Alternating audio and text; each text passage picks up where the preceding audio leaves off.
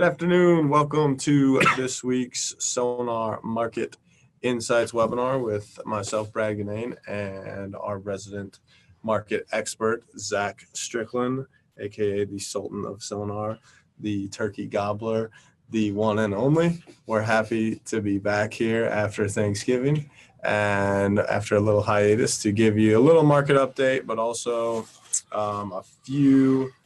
a few of our added data sets as well, which is what we're going to start off here with Zach describing some of our benchmark data that we recently added.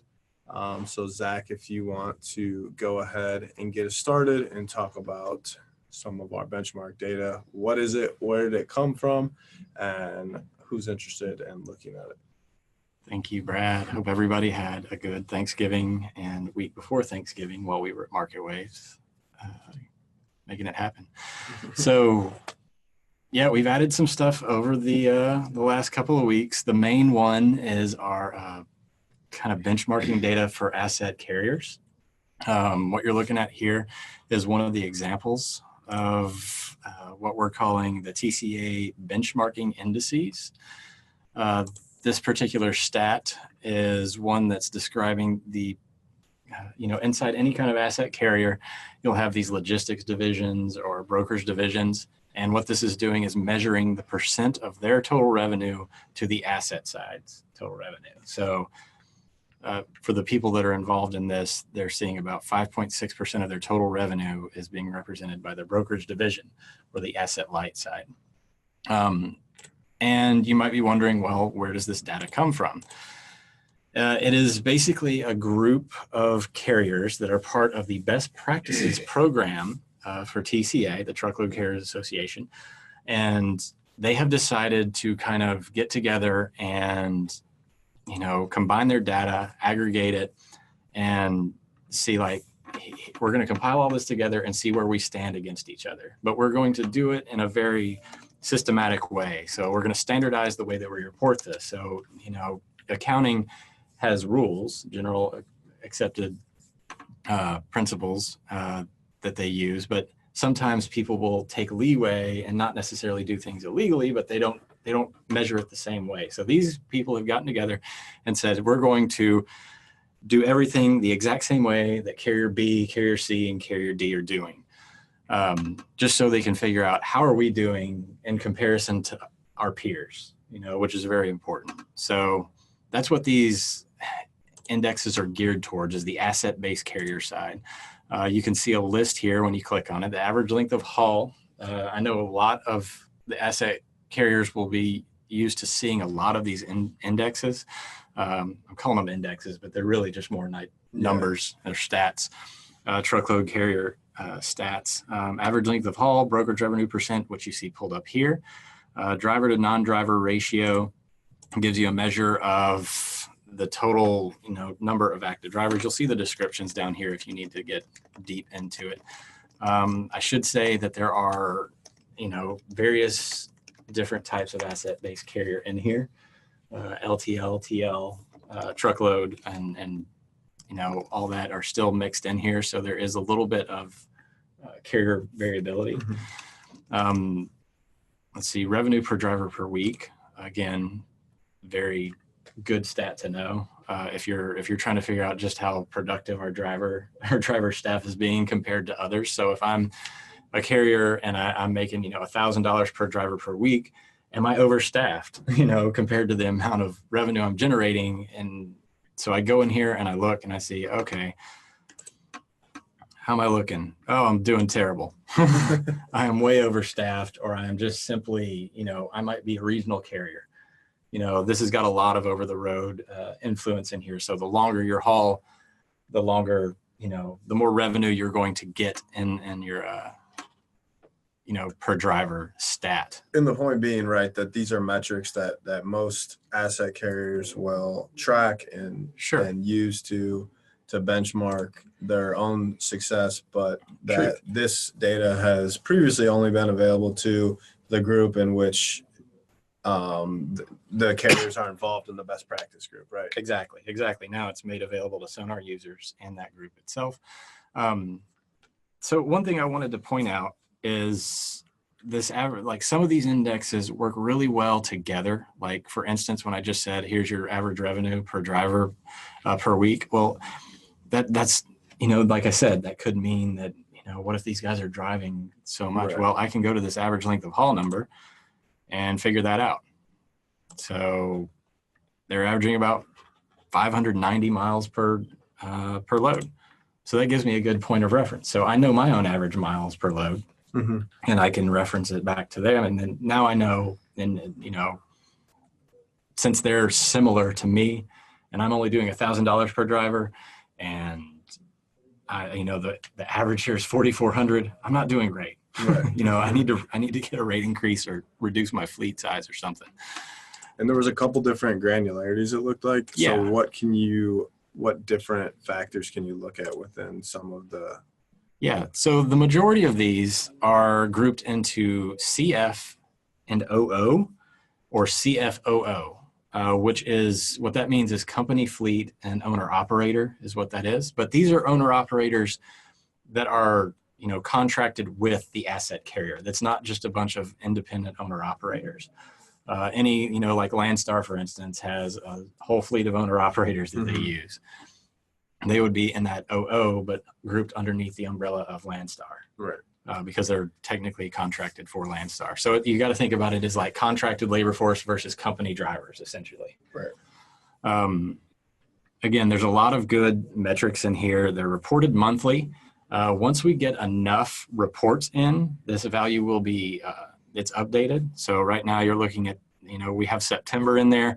We just don't have enough reports in for October yet for this particular number. So it's driven by the specific metric itself. So if we get enough reports coming in for the metric, we will report it right away. One of the things that I've noticed over here, some interesting, I guess, stats.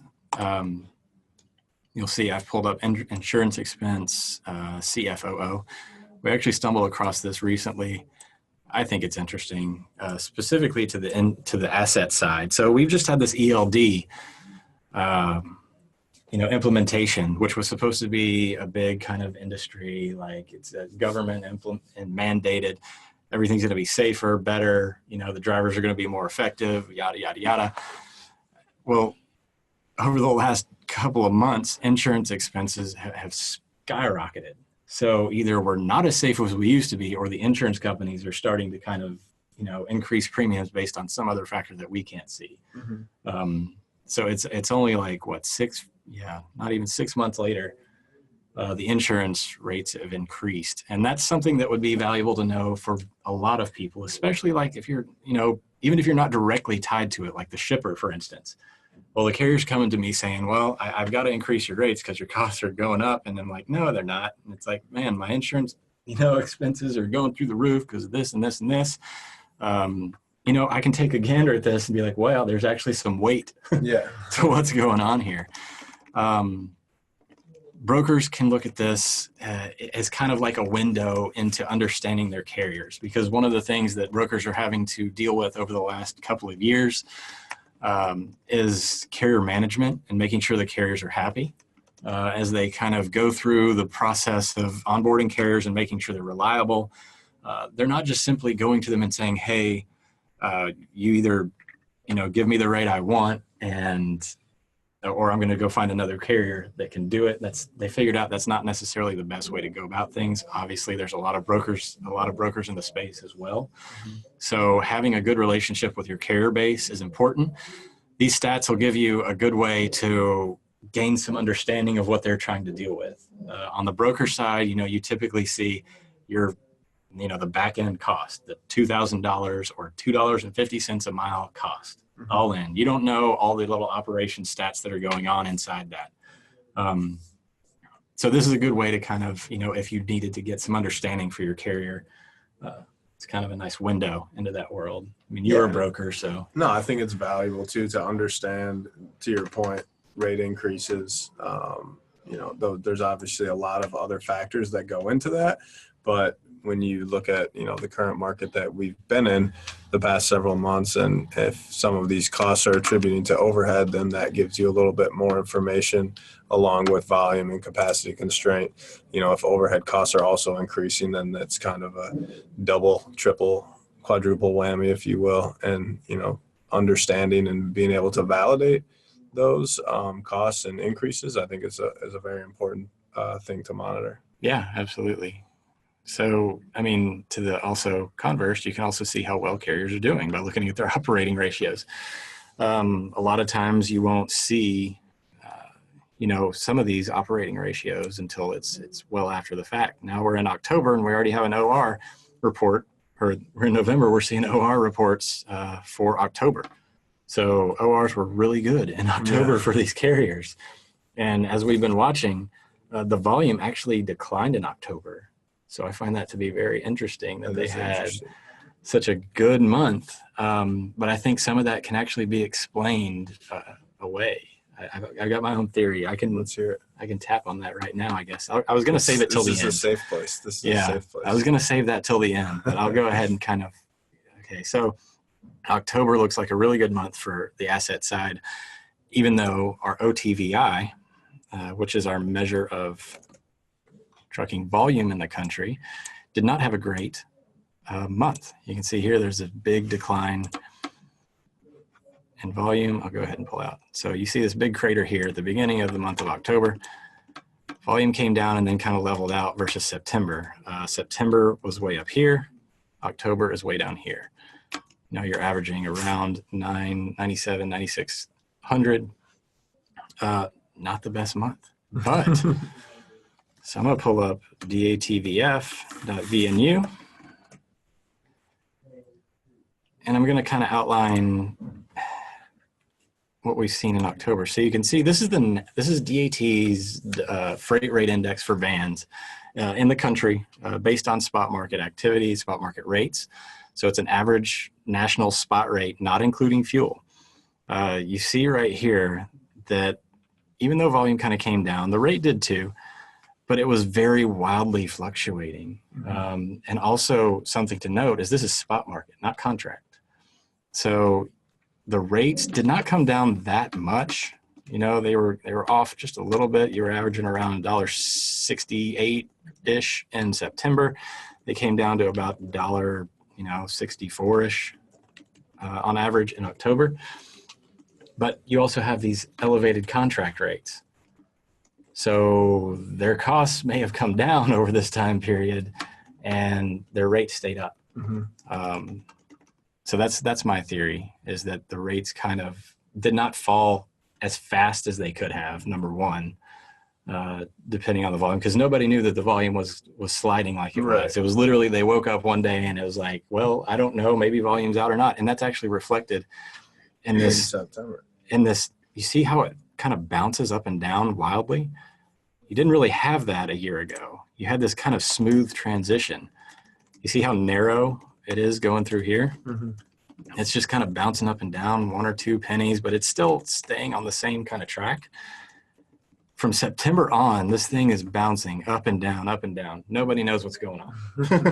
It's like, is capacity here? Is it gone? Is it tightened? Is it not? And a lot of that has to do with Los Angeles and the ports. And, Los Angeles has been one of the only markets that has really kind of had some volatility over the last month or so. But I digress. That was my little side note. That was your side note. Yeah. And can be seen as to your point, to the volume, to see those volumes throughout September and the end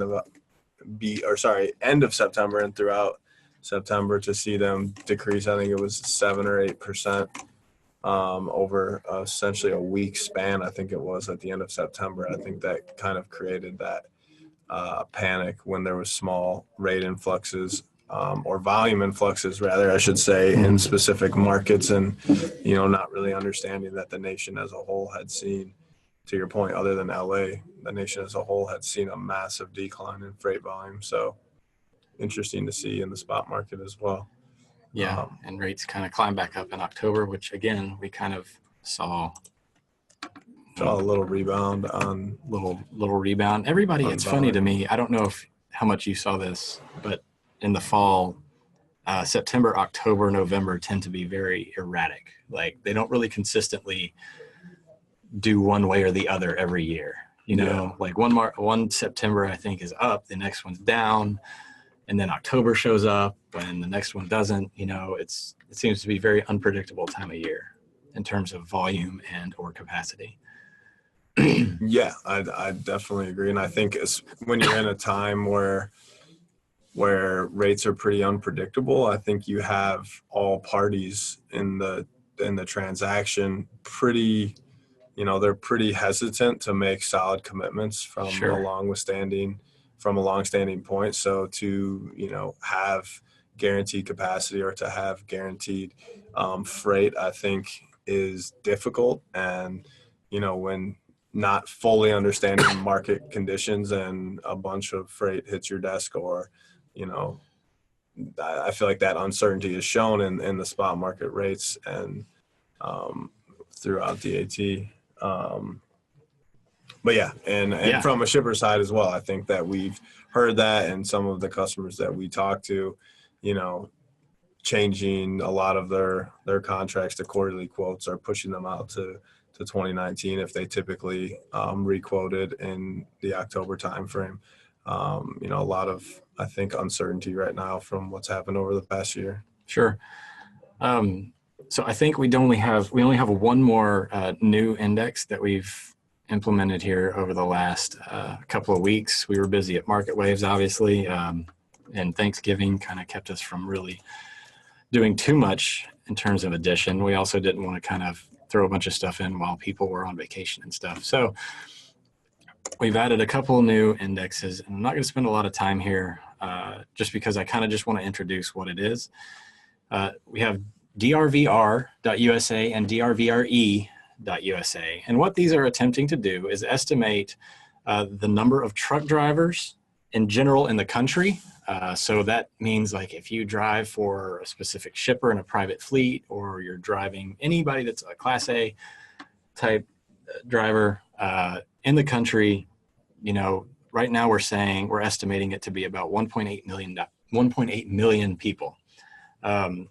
And this is kind of our attempt. We've had our data scientists kind of go in and try to develop an algorithm that gives a predictive analytic on the BLS statistic for the same number. They came out in March and reported this value for last May. So you know, I think a lot of people want to know just how many available truck drivers there are in the country. That would be valuable. I don't know if you've heard about a driver shortage No, please tell every me. now and again, but that's kind of what this is trying to do. So as we, you know, obviously we use some of the BLS data as part of the recipe, but we have some proprietary data that we've also mixed in there to try to come up with a general estimate of how many available truck drivers there are in the country, and that's DRVR. And then you have DRVRE.USA. That's the only granularity you can have. And what that's doing is basically trying to give you a month's head up on the amount of employment level in truck transportation in general. So that means if you work at an asset-based carrier or you work at a brokerage and you're just involved in truck transportation in general, you can be a dock worker or a truck driver. This is what that is. That's not necessarily, you can see that it's lower than truck drivers in general. Mm-hmm. And that's because there's truck drivers that don't work in truck transportation. Yeah. So this is trucking transportation, and I'll go ahead and show the non-seasonally adjusted figure for that, for the BLS, which is this right here. And this is just giving a general idea of how truck transportation in general is doing in relation to the economy. You can see that the employment level has come up quite a bit over the last year. You see this seasonal kind of swing as people, you know, aren't employed during the winter when trucking volumes are low. We're seeing trucking employment volumes stay pretty high. Mm-hmm. An indication that the industry itself is doing really well. Yeah, I think this is kind of an outside macro data point that is important to look at in comparison with freight volumes, and, you know, giving us the inclination that there is actually being drivers added to the market, and providing a little bit of validation, I think, is important, especially. Yeah, no, this is definitely your kind of macro user, the person that's really trying to get a feel for how much availability of like, is there capacity being added, et cetera, to the marketplace. This is a good place to kind of give you some sort of, backup data for that. Yeah, I think it can be used, and I think we've used it along with some of the hours of service data to, as we said, understand capacity, and also we think pretty valuable when working on your 2019 RFPs, and understanding, where the directional movement of driver employment's going, and being able to tie that to volumes that seem like they're not going to grow at the rate that they have over the past 12 to 16 months. Sure. All right. I know you had a question about kind of how do we estimate volume during this time period. I know that we've had several questions from our users as well, including myself, on just how to solve this holiday issue. You can always get into, what we have here is kind of this cratering effect due to the holiday. You're talking about an average amount of volume that we're trying to kind of smooth out, so you don't see these daily kind of patterns. The way we've indexed this is simply, we're trying to make it easy to read and understand, but sometimes there's a few little pieces of that, the side effect of that isn't necessarily what you intend it to be. So in order to kind of gauge what volume is doing during this, this next week, you kind of have to look at this crater against itself. You can see that volume kind of dropped off versus yesterday.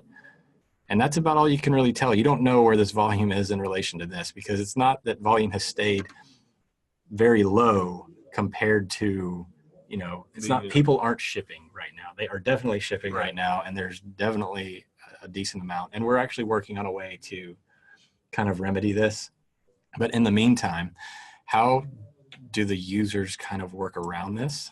And to me, the volume in the USA, if I'm a daily user, is interesting, but it's not necessarily actionable.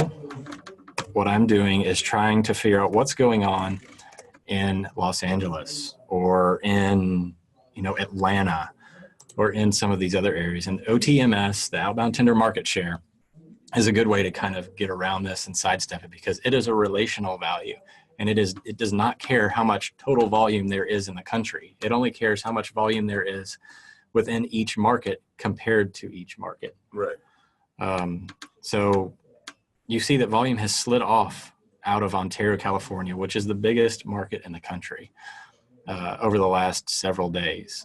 And it is starting to pick back up. I mean, what we see this time of year, we go to Thanksgiving, everybody shuts down, shippers shut down as well as carriers. They try to put out as much, lead time on next week's loads as possible before they go on break. Drivers are going to home time. You're going to see tender rejections go up as capacity goes down, which we saw with the outbound tender rejection index. But afterwards, it takes a little bit for everybody to get back cranking. They get back to work. They know they're going to have a lot to do, but they have to evaluate what happened over those last few days. You had skeleton crews and shippers, if anybody, and also at carriers. I know we used to have to work one holiday a year just to make sure there was somebody covering the phones. So it's going to take a little bit for things to kind of get back going again. And we're going to see the exact same pattern as we start to ramp up into Christmas.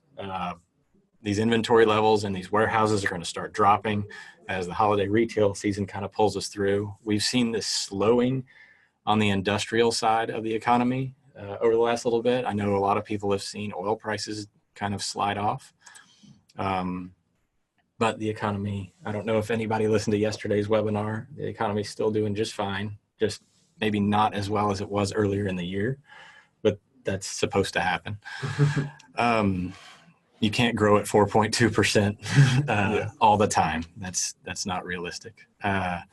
So again, a good way to kind of look at volume this time of year, just go to the OTMS and pick out your favorite city, and figure out, well, let's see what Atlanta's doing. Well, Ontario's doing better than Atlanta right now. If I'm an asset-based carrier, I'm feeling like still keeping my trucks out on the West Coast.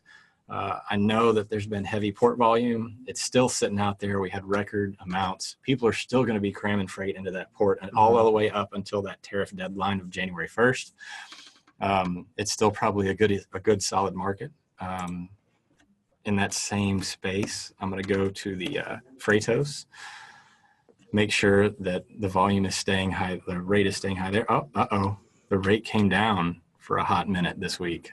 So the last 2 weeks. This is our China to North America West Coast port. So all ports on the West Coast. All ports on the West Coast. So that's anything from British Columbia all the way down to Mexico.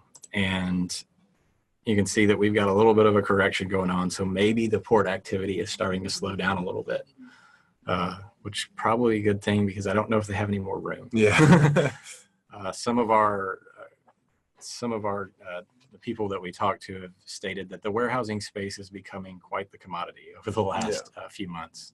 And just to kind of see, well, let's see if it's, the China to North American East Coast.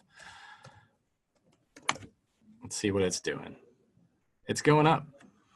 So maybe shippers are starting to say, hey, I need to ship it out to Savannah and Charleston and get it out of the LA port because they're paying too much. Yeah. They could be paying too much. Well, and it's a capacity issue as well. There may not be enough capacity in LA. There may be, they might say, hey, it can take its time and get over to Savannah. So the next thing I'm doing now is I'm going over here. Let's look at Savannah. I know Savannah had a pretty big October. Oh, I'm sorry. I should do my OTMS. Savannah. You can see its market share on its way up. So I have a good sense that Savannah, the next place I'd go would be Charleston, the port cities, just to check out, okay, this is where I want to position my truck. The brokers can say, hey, I need to watch out for any kind of rapidly declining capacity in these areas, increase my rates before I, get stuck holding the ball and taking the loss on something that I can't cover with one of my carriers. And I think in large areas or larger metropolitan areas in that region. So obviously Atlanta comes to mind first, I think, in the Southeast. Sure. Being that, Savannah, Charleston are probably going to be short hops to somewhere in that area to get to a larger DC before being sent out for a longer over-the-road run. And on that same note, the map for the outbound tender market share, weekly change is a good spot to start nowadays in terms of having an early indication of any kind of warning of increased volume. You recommend this over outbound tender volume, right? For the next few days. I mean, it's going to work itself out here by the end of the week. But yeah, this is the way that I get around it myself. Mm-hmm. Like, this is what I'm looking at to make sure that I'm not missing any kind of big surges in volume. I mean, I'm looking at Seattle having these big, outbound volume pushes and, what's happening in Michigan, Detroit, Michigan, of all places with that plant shut down and GM. I don't think that has as much to do with it, but certainly an area that is a dead space for freight coming out of. These are the areas that I'm paying attention to this week is, outbound Chattanooga, just kind of, that's where we are. Yeah. I've noticed a lot of trucks on the road, taking a little bit to get to work. And then Houston's showing to be a very slow market right now. If I'm operating out of there, I'm definitely maybe thinking about repositioning to Dallas or, I talked about this earlier today for the SONAR users that get the daily watch. The San Antonio market is actually seeing more of an indication of lower capacity than Dallas or Houston. Like, you could actually take advantage of, San Antonio is kind of like the dead market of the three. Mm-hmm. We always used to think, well, we always can go to Dallas and Houston. Right. But no, not this time of year. Again, I think we went over the weather feature, but I wanted to go ahead and remind everybody that we did add this weather feature. Kind of gives you a quick, you can overlay this on top of, your favorite map. Yeah. Just to kind of see what I'm going to deal with over the next little bit. You can put this in motion. I'm not going to do that right now, but you can kind of tell where the snow is going to be. This time of year is pretty important to know where it's snowing. If you're a carrier, if you're a broker, you probably want to know that as well. Shippers wouldn't hurt. But you can kind of overlay this, especially I think we're about to have this big storm come across the Pacific Northwest and into California. We're having an El Nino year. Ooh. I don't know if you guys know what that is, but that means it is probably going to start raining and snowing a lot in Northern California and the Pacific Northwest. So anybody that runs over the I-5 or Donner Pass, the roads there closed. You get your chains you got to put on your tires.